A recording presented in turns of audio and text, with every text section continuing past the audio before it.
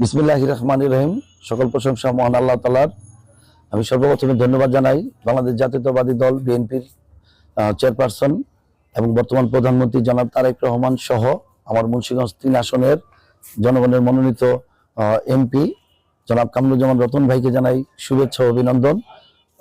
দীর্ঘদিন পরে আমাদের যে পৌর বিএনপির আহ্বায়ক এবং জেলা বিএনপির সদস্য একেএম ইরাদত মানু ভাইকে তার দীর্ঘদিনের পরিশ্রমের ফসল হিসাবে আজকে যে ঘোষণা এসেছেন মুন্সিগঞ্জ জেলা পরিষদের নবনিযুক্ত প্রশাসক হিসাবে আমাদের সকলের আস্থাভাজন ব্যক্তি জনাব একেএম ইরাদত মানু ভাইয়ের নামটি দেখার সাথে সাথে আমরা অত্যন্ত আনন্দিত।